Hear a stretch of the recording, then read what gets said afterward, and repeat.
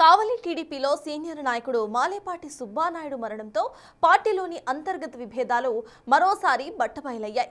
తనకు టికెట్ దక్కకపోవడం, స్థానిక ఎమ్మెల్యేతో వైరంతో ఆ నేత మనోవేదనకు గురై మరణించారని ఆయన వర్గీయులు ఆరోపిస్తున్నారు. ఆ క్రమంలోనే సొంత పార్టీ ఎమ్మెల్యే కావ్య కృష్ణారెడ్డిని మాలేపాటి సొంత మండలం దగదర్తి నాయకులు వ్యతిరేకిస్తున్నారట. అసలు కావలి టీడీపీలో నడుస్తున్న ఆ రాజకీయం ఏంటి? నెల్లూరు జిల్లా రాజకీయాలు ఎప్పుడు హాట్ టాపిక్ గా ఉంటాయి. తాజాగా AP agro industries corporation chairman Malepati Subba Naidu మరణంతో ఒక్కసారిగా కావలి నియోజకవర్గం టీడీపీలోని వర్గ విభేదాలు బయటపడ్డాయి. ఇక్కడ టీడీపీలో ఎప్పటి నుంచో ఉన్న విభేదాలు సీనియర్ నేత మరణంతో ఒక్కసారిగా బగ్గుమన్నాయి. ఇది ఇప్పుడు పార్టీ అధిష్టానానికి పెద్ద తలనొప్పిగా మారిందట. 2024 ఎన్నికల సమయంలో టీడీపీ గెలిపే లక్ష్యంగా సామాజిక సమీకరణాలు, ఆర్థిక బలమున్న నేతల వైపు అధిష్టానం మొగ్గు చూపింది. 2022 నుంచి 2024 వరకు టీడీపీ ఇన్ఛార్జిగా ఉన్న మాలేపాటి సుబ్బానాయుడిని కాదని టీడీపీ అధిష్టానం అప్పట్లో పసుపులేటి సుధాకర్, బీద రవిచంద్ర పేర్లు పరిశీలించింది. పసుపులేటి సుధాకర్ కి IVRS సర్వేలు పాజిటివ్ రెస్పాన్స్ రాకపోవడంతో బీద రవిచంద్ర సతీమణిని బరిలోకి దించాలని అధిష్టానం భావించింది. కానీ వైసీపీ నుండి రెడ్డి సామాజిక వర్గం పోటీలో ఉండడంతో టీడీపీ కూడా ఇదే సామాజిక వర్గానికి టికెట్ ఇవ్వాలని భావించింది. ఇక్కడే అసలు రాజకీయం నడిచింది. ఎమ్మెల్సీ బీద రవిచంద్ర తన రాజకీయ చతురతతో అప్పటిదాకా వైసీపీలో ఉన్న కావ్య కృష్ణారెడ్డిని టీడీపీలోకి ఆహ్వానించి టికెట్ ఖరారు చేయించారు. గత ఎన్నికల్లో టీడీపీ అభ్యర్థి కావ్య కృష్ణారెడ్డి ఎమ్మెల్యేగా గెలిచారు. అయితే ఎన్నికల సమయంలో దగదర్తి మండలంలో మాలేపాటి సుబ్బానాయుడు వర్గం ఎమ్మెల్యేకి పనిచేయలేదని ఎమ్మెల్యే వర్గంలో పెద్ద చర్చ నడిచింది. ఎమ్మెల్యేగా గెలిచినప్పటి నుంచి కావ్య కృష్ణారెడ్డికి మాలేపాటి సుబ్బానాయుడికి మధ్య విభేదాలు కొనసాగుతూ వస్తున్నాయి. దగదర్తి కేంద్రంగా సుబ్బానాయుడు కుటుంబం పార్టీలో కొనసాగగా ఆయన కావలిలో పార్టీ కార్యాలయాన్ని ప్రారంభించి రాజకీయాలు నడపడం ఎమ్మెల్యేకు నచ్చలేదట. దీంతో ఎమ్మెల్యే నేరుగా అధికారులకు ఫోన్ చేసి సుబ్బానాయుడికి, ఆయన అనుచరులకు ప్రభుత్వ పరంగా ఎలాంటి పనులు చేయొద్దని చెప్పినట్లు ప్రచారం ఉంది. ఈ విషయాలను సుబ్బానాయుడు పార్టీ జాతీయ కార్యదర్శి లోకేష్ కు, ప్రధాన కార్యదర్శి బీద రవిచంద్రకు పలుమార్లు వివరించారంట.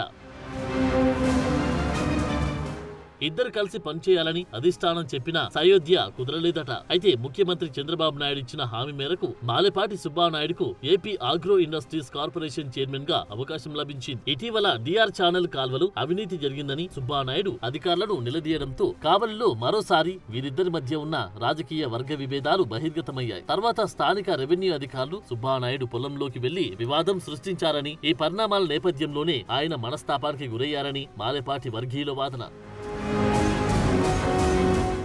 2019 ఎన్నికల్లో టీడీపీ అభ్యర్థిగా కాటంరెడ్డి విష్ణువర్ధన్ రెడ్డి పోటీ చేయడంతో ఆ ఎన్నికల్లో ఆయన ఓటమి పాలయ్యారు. అధిష్టానం విష్ణువర్ధన్ రెడ్డిని పక్కన పెట్టడంతో కావలి నియోజకవర్గం టీడీపీ ఇన్ఛార్జి లేకపోవడంతో పార్టీ క్యాడర్ అయోమయంలో ఉన్న సమయంలో టీడీపీ అధిష్టానం బీద రవిచంద్రను ఇన్ఛార్జిగా వ్యవహరించాలని కోరింది. ఆయన ప్రత్యక్ష ఎన్నికల్లో పాల్గొనను అని దగదర్తి మండల నాయకుడైన మాలేపాటి సుబ్బానాయుడిని బాధ్యతలు తీసుకోవాలని బీద కోరడంతో 2022 నుంచి 2024 వరకు సుబ్బానాయుడు ఇన్ఛార్జిగా కొనసాగారు.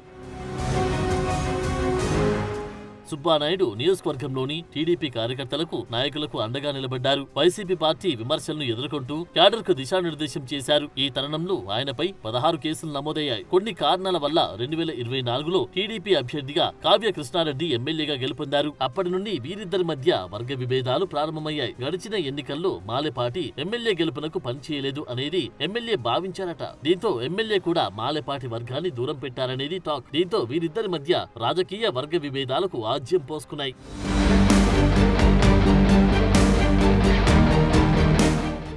పార్టీ ఆవిర్భావం నుంచి టీడీపీలో కొనసాగుతున్న నాయకులకు ప్రాధాన్యత లేదని ఓ వర్గం ఆరోపిస్తుంది. టీడీపీలో సీనియర్ నాయకుడిగా పనిచేసిన మాలేపాటి సుబ్బానాయుడును మరో వర్గం ఇబ్బందులు పెట్టడంతో మనస్తాపం చెందారని మాలేపాటి వర్గీయుల ప్రధానమైన ఆరోపణ. ఇటీవల దగదర్తిలో జరిగిన సంఘటన సుబ్బానాయుడు అనుచరుల ఆందోళన ఈ విభేదాలకు నిదర్శనమట. కావలిలో వీరిద్దరి మధ్య జరుగుతున్న రాజకీయ విభేదాలు బీద రవిచంద్ర టీడీపీ అధిష్టానం దృష్టికి తీసుకెళ్లినా ఫలితం లేకపోయిందట.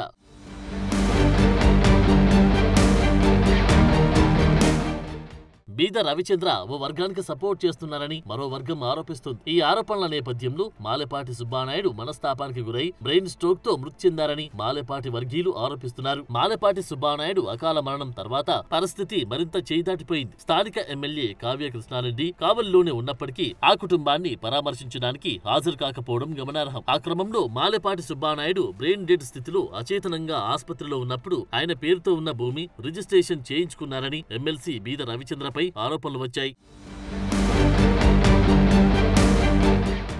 అయితే సుబ్బానాయుడు పేరు మీద ఉన్న భూములు రిజిస్ట్రేషన్ అయిన మాట నిజమే కానీ వాటిని ఆయన 3 ఏళ్ల క్రితమే విక్రయించి పవర్ ఆఫ్ అటార్నీ ఇచ్చారని కొనుగోలు చేసిన యజమానులు ఇప్పుడు రిజిస్ట్రేషన్ చేసుకున్నారని, ఇది మాలేపాటి కుటుంబానికి తెలిసే జరిగిందని, దీనిపై అభ్యంతరాలు లేవని సుబ్బానాయుడు కుటుంబ సభ్యులు స్పష్టం చేశారు. ఆ నేపథ్యంలో బీద రవిచంద్ర మీద ఈ బురద పడడానికి కారణం ఏమిటి అన్నది ప్రశ్నార్థకంగా మారడంతో ఆ వార్త వెనుక కావలి ఎమ్మెల్యే ఉన్నారంటూ ఆరోపణలు వెల్లువెత్తాయి. ఇలా 2 గ్రూపుల మధ్య విభేదాలు తారాస్థాయికి చేరడంతో పరిస్థితిని చక్కదిద్దడానికి మంత్రి నారా లోకేష్ జోక్యం చేసుకుని సుబ్బానాయుడు కర్మకాండలకు హాజరు కావాలని ఎమ్మెల్యేకు సూచించినట్లు సమాచారం. ఈ నేపథ్యంలో పార్టీ అధ్యక్షులు పల్లా శ్రీనివాసరావు ఇన్ఛార్జ్ మంత్రి ఫరూక్ తో కలిసి కావ్య కృష్ణారెడ్డి మాలేపాటి ఉత్తర క్రియలకు దగదర్తి వెళ్లారు. కానీ అక్కడ కనీసం కారు దిగకుండానే మాలేపాటి అనుచరులు గొడవ చేశారు. సంతాప సభలోనూ ఎమ్మెల్యేపై బహిరంగంగా విమర్శలు గుప్పించారు. మరోవైపు మాలేపాటి బీద రవిచంద్ర భూ వివాదాన్ని కూడా కొందరు తెరపైకి తీసుకొచ్చారు. ఇందులోనూ ఎమ్మెల్యే అనుచరుల హస్తముందని ప్రచారం జరుగుతోంది.